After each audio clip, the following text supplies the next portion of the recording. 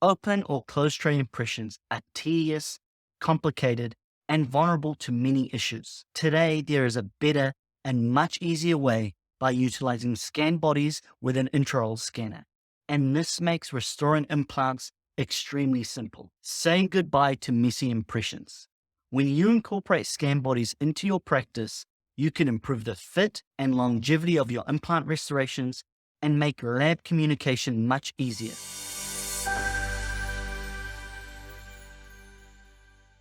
Hello, my name is Dr. Ahmed Al-Hasni from the Institute of Digital Dentistry here in New Zealand.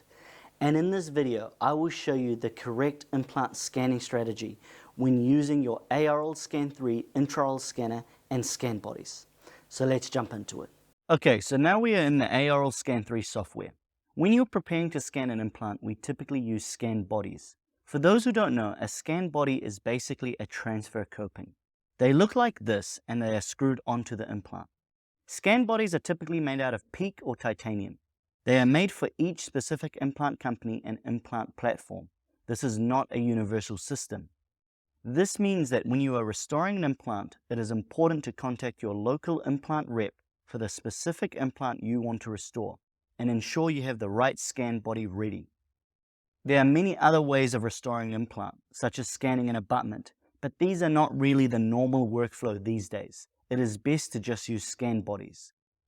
So when we are looking at the Shining 3D software, we need to ensure that we set up the case correctly to enable us to scan the scan body. Here we will click the Create New Order button, insert the patient details, and once you are done that, you select the tooth that the implant is replacing. In this case, it is a 1/6 or tooth number 2 for our Americans out there. Once you do this, you select Full Crown, and most importantly, however, down to this tab here, make sure you confirm it is implant-based, either screw-retained or with an abutment. This step is critical, and although it seems self-explanatory, it can be missed if you are in a rush. The reason why this is very important is that if we click Next, you will see that we now have this extra implant icon in the bar here which separates our scan stages. This implant icon is used to scan the scan body. So how does this all work? Your patient comes in, typically with a healing abutment. You will remove the healing abutment, take a scan of the arch without the healing abutment in place, making sure you capture the emergence profile of the gingiva correctly.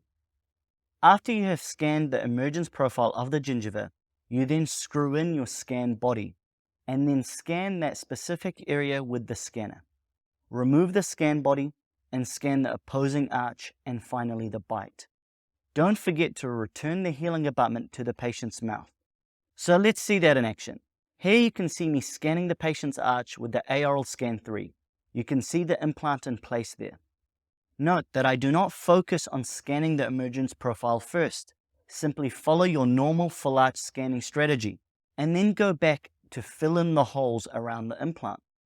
Once I finish the bulk of my full arch scan, you can see I go back to the implant site, and I carefully scan the area.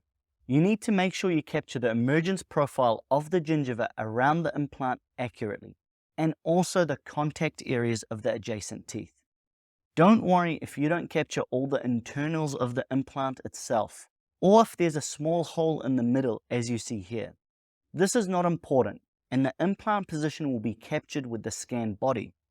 So just remember, capture the contact areas of the adjacent teeth and the emergence profile of the gingiva very well. You don't need any retraction cords or anything like that. It is one of the easiest scans to carry out. Once this is done, click the tick icon below to end the scan and move on to the next step, which is the scan body. When you click this, you will reach the hole digging step.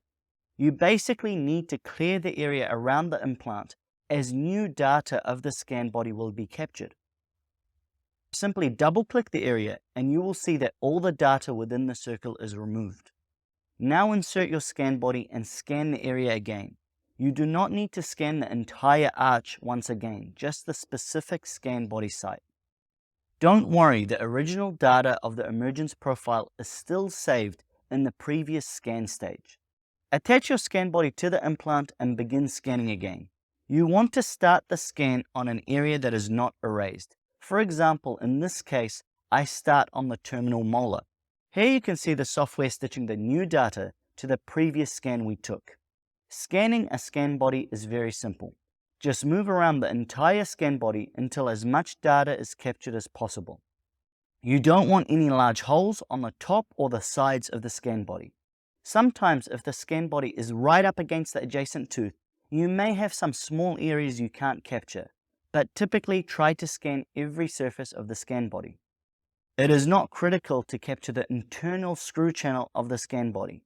Simply scan the external geometric shape. This is the key for alignment. This is completed very quickly, as you can see here. The scan body is titanium in this case, and you can see even with a metal scan body, the scanner easily captures it. If the scan body is very shiny, you can also use the metal scan option seen on the bottom right here. I personally have seldom needed to use this and found the Aoralscan 3 to be easily able to capture PEEK and titanium scan bodies. Here's a few tips about scanning a scan body. Scan bodies typically have one side that is flat or that has a unique characteristic such as a bevel. Make sure this faces the buccal side, so check this before screwing in the scan body. Make sure the scan body itself is not damaged or bent. It must be the correct shape. Make sure the scan body is the correct height. For implants placed very deeply, you may need to order a longer scan body. It doesn't have to be too long, but it must stick out of the gingiva at least 3 to 4 millimeters to ensure there's enough reference points. Lastly, ensure there is no blood or saliva on the scan body, or anything that will distort the scan image. Once this is done, I click the tick and move on to the opposing arch scan. A quadrant scan arguably can be done, but I recommend full arch scans for all implant cases, even a single crown. This helps avoid any occlusion issues that you may have. And trust me, your lab will love you for this. The more information you give them, the better they can help you make a great restoration. With the Aoralscan 3, you can easily achieve full arch scans within 45 seconds with some practice. Use your standard scan strategies, and the software itself gives you tips on how to achieve this. You can see this is done very quickly, and areas which are not vital are not captured entirely. For example, the interproximal area of the anterior teeth is not important to design the 1/6 implant crown. Click the tick and move on to the last step. Scan the bite. Simply get the patient to bite down and scan this as normal. Make sure that the scan body is removed. You only make that mistake once. The software will inform you once the bite is successfully aligned. In this case, I took a second bite scan. Click the final check button to finish the scan, and now the software will optimize and post-process all the scans. Then the scans are ready to be sent to your lab or used in-house for fabrication of the implant restoration. Once these scans are completed, you should have a scan of the implant without the healing abutment, preferably a full arch scan, a scan body scan, opposing arch, and a bite. All completed very easily within a couple of minutes. It is one of the easiest and most profitable appointments in dentistry. If you are restoring a lot of implants in your practice, it is a no-brainer to get a scanner ASAP. It will make the appointments much easier for both you and your patients. One last note, full arch implant scans for fixed full arch restorations are harder than a single implant.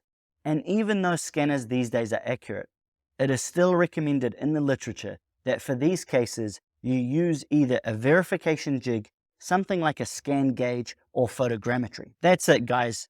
If you need any help in your digital dentistry implementation, we have a library of online courses available to help you on our website at instituteofdigitaldentistry.com. Thanks for watching.